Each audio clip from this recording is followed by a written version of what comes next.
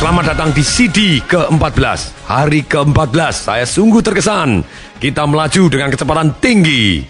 Sekarang kita masuk ke 7 resep sukses anti gagal. Apa itu 7 resep sukses anti gagal? Satu adalah keyakinan bahwa tidak ada kata gagal. Yang ada hanya sukses atau belajar. Selesai, ketika kita punya keyakinan ini, sudah tidak ada kata gagal lagi. Keyakinan ini harus bulat. Ketika kita menginginkan sesuatu hal, kita benar-benar bulat bahwa ini baik adanya, dan kalau kita tidak mencapai, jelek adanya. Jadi kita harus bulat 100%. Kalau terjadi pertempuran, positif dan negatif dicampur tentang ketujuan kita, ataupun tentang goal kita otak akan jadi bingung. Dan inilah yang perlu, nomor 1, ikutin saya, ulangi kata-kata saya, tidak ada kata gagal. Yang adanya sukses atau belajar. Kalau belum sukses, berarti kita harus belajar. Kalau sudah belajar, berarti kita sudah sukses. Dan kemudian hari kita akan jauh lebih sukses. Walaupun kita sukses pun, kita akan tetap belajar, sehingga besok kita akan jauh lebih sukses lagi. Ini keyakinan yang nomor 1, sangat-sangat penting. Langsung menghapus kegagalan, selesai. Kemudian, yang nomor 2, adanya goal. Goal ini penting sekali. Bayangkan kalau kita hidup tidak mempunyai goal atau hidup tidak mempunyai tujuan. Ketika Anda naik taksi misalnya, keluar di jalan kemudian Anda naik taksi, kemudian masuk ke taksi, kemudian supir taksinya akan tanya kepada kita, mau kemana Bapak, mau kemana Ibu? Tolong dijawab gini, terserah. Kalau dijawab gitu, kira-kira apa yang terjadi? Ada 3 kemungkinan. 1, supir taksinya yang lagi bad mood kemudian marah-marah, turun, gangguin aja, hidup tidak punya tujuan, tidak punya goal, apa-apaan itu. Nah, dimarahin. Alternatif yang kedua, supir taksinya bisa jadi baik sekali, kemudian dia tanya, terserah Pak, terserah Bu. Kita jawab, iya, terserah. Ya, masuk. Kemudian diantarin kemana kita? Diantarin ke rumah sakit jiwa. Dianggap belum lulus, kok sudah kelayapan. Nah, supir taksi yang ketiga, supir taksi yang punya goal dan punya tujuan. Kira-kira goalnya supir taksi apa? Cari uang. Oke, apa yang terjadi? Apa yang dilakukan oleh supir taksinya ketika kita ngomong terserah? Diputer-puterin? Tidak, sudah pasti tidak. Lah kalau Anda tidak bawa duit, gimana? Nah, supir taksinya, dia akan tanya terlebih dahulu. Betul Pak, terserah saya. Betul, sebentar, Bapak punya uang berapa? Bapak bawa uang berapa? Oh, saya bawa uang 100.000. Apa yang dilakukan? Dia masuk ke dalam tol atau muter kota, 1 putaran, 2 putaran, 3 putaran, 4 putaran. Begitu selesai, berhenti di mana? Ada 2 alternatif. Kalau supir taksinya baik, ya berhenti di tempat Anda naik, dikembalikan ke tempat asalnya. Tapi kalau supir taksinya asal-asalan, Anda pasti dihentikan di sembarang tempat, terserah supir taksinya. Yang jelas bukan tempat yang Anda inginkan karena Anda tidak punya keinginan. Seperti cerita, kalau orang tidak mempunyai goal, itu seperti orang kalau hidupnya mengalir tanpa arah, tanpa usaha untuk membuat dirinya menjadi lebih baik. Tidak punya goal sama sekali, pasrah. Hati-hati, Anda akan terkena satu yang namanya sindrom air terjun Niagara. Ketika Anda mengalir, saya tenang kok mengalir, saya mengalir, sampai depan air terjun, udah mau, biur, terlambat sudah. Banyak orang hidupnya seperti itu, mendadak hidupnya biasa, mendadak mengalir, ada satu kesempatan yang memutuskan dia, sehingga dia tidak berkutik, semuanya sudah terjadi dan terlanjur, dia berhenti di tempat yang dia tidak suka. Karena dia tidak mempunyai keinginan dan tidak tahu mana yang dia suka. Jadi goal ini sangat-sangat penting. Nanti setelah sesi ini, di sesi ke-15, hari ke-15, kita akan menulis goal kita dan mencapai masa depan yang cerah itu seperti apa. Tapi goal ini sangat-sangat penting. Kemudian yang ketiga, alasan sangat kuat. Seperti yang dibahas, resep paling mudah menjadi pemenang, yang resep paling sederhana menjadi pemenang, yaitu punya alasan sangat kuat. Kita sudah bahas di CD nomor 1. Tanpa alasan sangat kuat pun kita tidak akan pernah berhasil mencapai apa yang kita inginkan.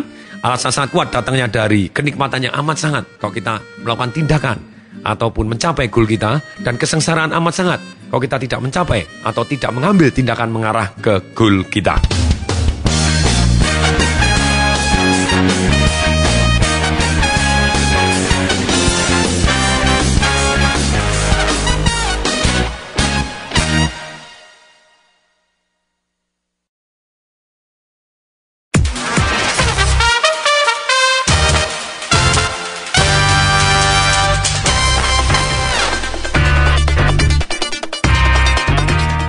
Kemudian, resep sukses anti gagal berikutnya yang keempat adalah belajar dari yang terbaik. Jadi dengan alasan sangat kuat, kita harus belajar kepada yang terbaik. Banyak orang mengatakan, saya ini sudah melakukan yang terbaik, tapi saya belum mendapatkan yang terbaik. Saya bilang, sudah belum belajar dari yang terbaik? Kalau belum, bagaimana Anda bisa ngaku bahwa Anda sudah melakukan yang terbaik? Jadi harus belajar dari yang terbaik terlebih dahulu. Learn from the best, or die like the rest. 80% waktu kita harus belajar dari yang terbaik. Di CD nomor 1 dan CD nomor 2 sudah dibahas. Kemudian yang kelima, ini resep yang paling penting dari 7 resep anti gagal ini. Kalau kita hanya boleh milih satu resepnya, yaitu satu doang. Action. Tanpa action semuanya tidak ada. Ada orang sukses walaupun keyakinannya salah. Ada orang sukses walaupun tidak punya goal. Ada orang sukses walaupun tidak punya alasan.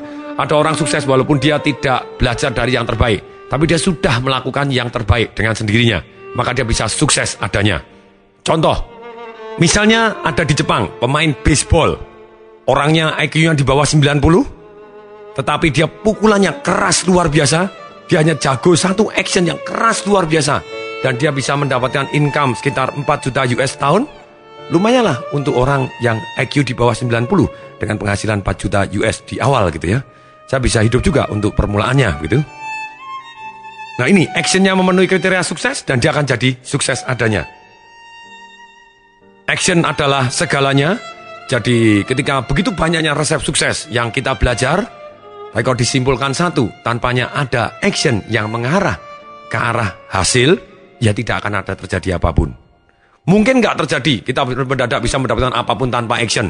Mendadak dapat warisan, dapat apa segala macam. Bisa jadi. Hanya kemungkinannya kecil. Kalau Anda tidak dapat dari warisan, tidak mendapat lotre. Kalau lotre pun Anda tetap butuh action untuk beli lotre. Gitu ya. Menikah dengan orang kaya Anda juga butuh action. The only one yang tidak pakai action mungkin warisan.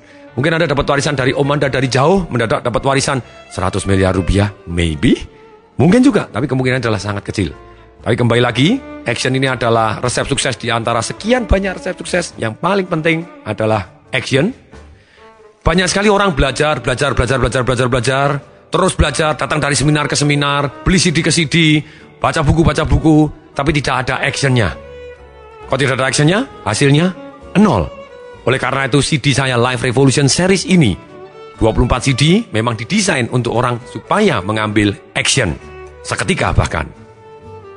Dan ketika kita sudah terlatih untuk mengambil action, walaupun kecil maupun besar, akhirnya lama-lama otot kita tambah kuat, dan kita menjadi master dalam waktu kita, master dalam hidup kita, master dalam emosi, master dalam pikiran, master dalam tindakan, sehingga kita benar-benar jadi sukses adanya. Sekali lagi, teruslah berjanji dan berkomitmen untuk take action. Apapun yang terjadi, dengan kita take action, kita akan menjadi lebih baik.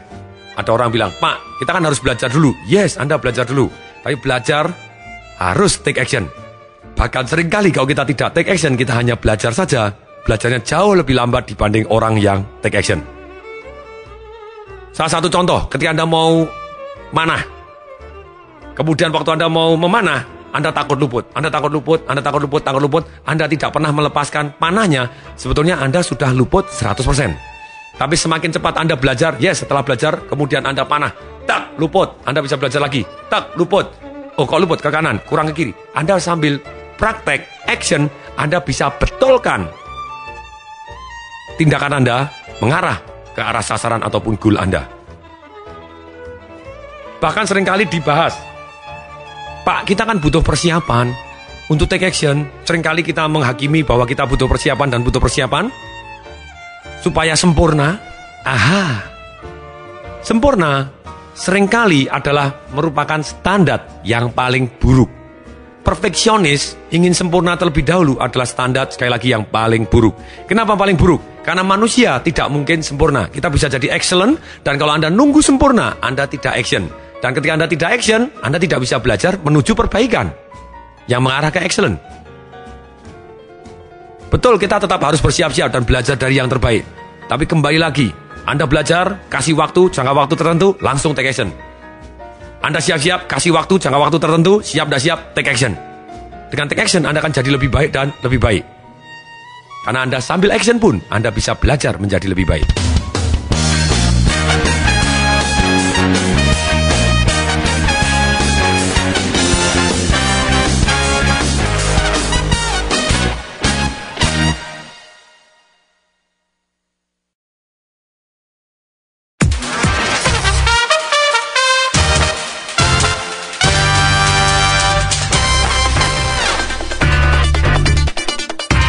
Kemudian yang keenam, peka. Ini, maksudnya apa peka? Yang keenam, kita harus melakukan satu yang namanya peka dan monitor. Kenapa? Peka itu timbul ketika kita memonitor. Kalau kita tidak pernah memonitor, kita tidak peka terhadap apa yang terjadi. Nah, kita peka dan kita monitor. Mana dari tindakan kita yang hasilnya mengarah ke arah impian kita atau goal kita? Yang kedua, mana dari tindakan kita yang malah menjauhkan kita hasilnya dari hasil akhir yang kita inginkan. Kebanyakan orang memonitor goalnya itu setahun sekali. Menentukan goal setahun sekali, memonitor goalnya setahun sekali.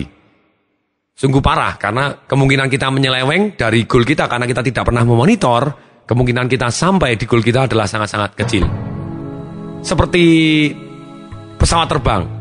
Ternyata pesawat terbang itu boleh dikata 90 sekian persen dari terbangnya dia menyeleweng arahnya. Untuk itu makanya dibutuhkan pilot untuk mengarahkan kembali ke arah yang diinginkan. Kalau kita tidak monitoring, tidak ada alat untuk autopilot ataupun yang mengarahkan kembali ataupun pilot secara manual untuk mengarahkan kembali, apa yang terjadi? Bisa mendarat di tempat yang tidak kita inginkan. Monitoring mestinya minimal itu sebulan sekali. Kalau bisa adalah seminggu sekali, yang paling baik sehari sekali. Monitoring bukan monitoring untuk membuat kita mempunyai emosi negatif. Banyak orang memonitoring untuk membuat jadi kecewa aja. Lu kok belum ya? Akhirnya dia kecewa malah turun. Seperti orang menanam padi, kemudian lu kok belum tumbuh ya? Lah, kemudian dia angkat. Oh, akarnya sudah tumbuh belum? Dia angkatin terus, tanamannya diangkatin terus, malah tanamannya mati. No, kita tetap melakukan monitoring, tapi monitoring dalam hal ini dan kita peka tindakan mana yang membawa hasil dan mana yang tidak membawa hasil ke arah yang kita inginkan. Dalam arti yang positif, yang membuat kita semakin berdaya. Kalau ternyata ini kok belum membawa hasil, kita tanya kepada diri sendiri, lalu apa yang harus saya pelajari lagi supaya saya bisa mencapai? Siapa yang sudah bisa mencapai ke arah goal saya? Saya harus tanya apa? Sumber daya apa lagi yang harus saya siapkan? Saya harus merubah tindakan apa? Apa harus saya lakukan? Harus merubah emosi apa? Merubah keputusan apa? Yang untuk mengarah ke arah goal saya. Jadi peka di sini bukan untuk menghentikan apapun hasilnya, tapi untuk membuat kita mengarah ke yang kita inginkan. Ini yang keenam, monitoring dan peka. Kemudian yang ketujuh. Yang ketujuh adalah kombinasi antara fleksibel dan persisten. Fleksibel terhadap caranya, persisten dalam usahanya. Maksudnya apa? Yang namanya fleksibel, ketika cara A tidak bisa, kita gunakan cara B. Cara B tidak bisa, gunakan cara D. Cara D tidak bisa, gunakan cara Z. Apapun, silakan. Ketika saya melakukan terapi kepada saudara saya yang kena sindrom terlalu dekat, maksudnya terlalu dekat kalau saudara kadang itu dulu keyakinan saya yang negatif bahwa kalau saudara itu semakin tidak percaya sama saudaranya, akibatnya susah diterapi karena dia menganggap dulu kan itu saudara saya, dulu kan saya tahu sekolahnya seperti apa. Itu namanya satu keyakinan yang menghambat bahwa yang namanya istri, anak, terus kemudian teman SD, saudara itu susah sekali untuk diterapi gitu ya. Hari ini saya sudah enggak, saya punya keyakinan kalau saudara, kalau istri, anak ya malah lebih gampang karena sehari-hari saya ketemu, jadi saya bisa lebih tahu sikapnya, sifatnya, jadi untuk intervensi jauh lebih mudah.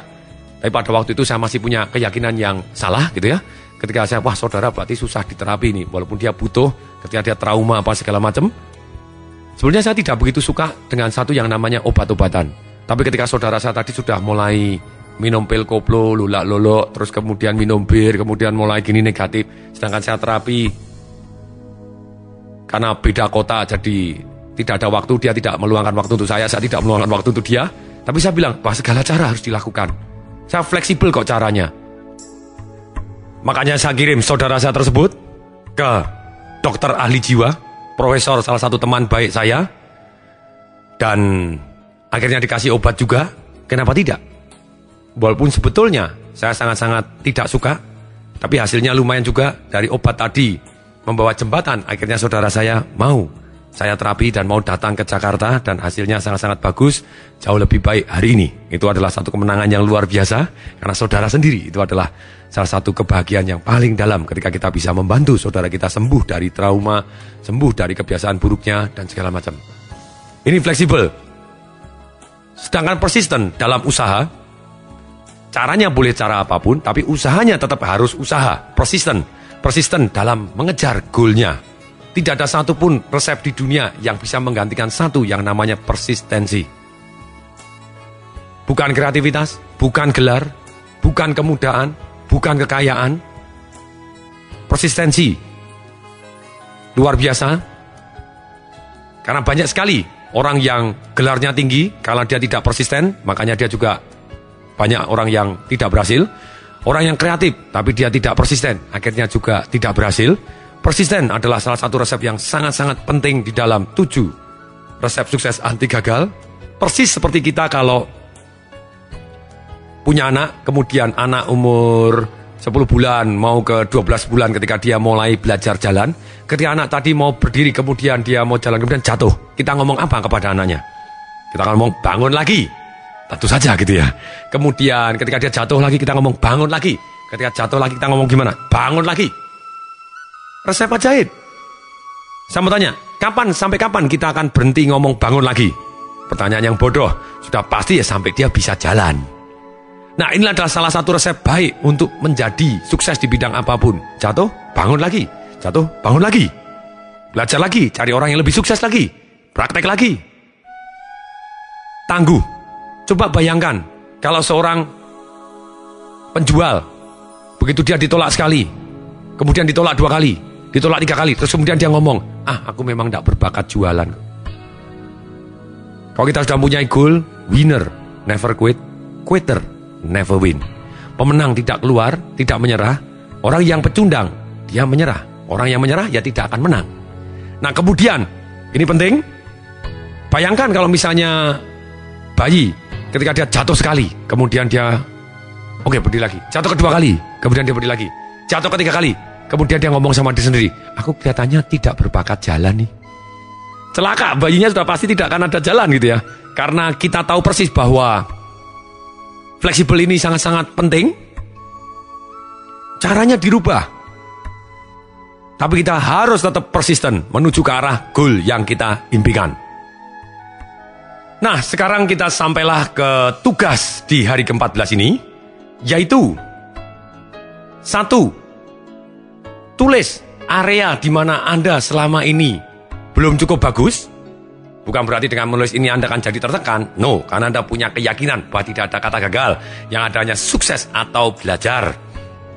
Pilih di antara 6 area ini mana yang sekiranya Anda perlu ditingkatkan, atau Anda merasa kok belum puas gitu ya. Yaitu area 1, keuangan. Kemudian yang kedua, intelektual. Yang ketiga, secara fisikal, berat badan Anda, kesehatan Anda. Spiritual, relationship Anda, hubungan Anda. Kemudian secara sosial, hubungan Anda dengan masyarakat seperti apa. Pilih salah satu di antara 6 ini. Kemudian Anda cari keyakinan-keyakinan apa yang selama ini menghambat Anda untuk mencapai impian Anda. Misalnya saya beri contoh, misalnya dari gemuk menjadi langsing,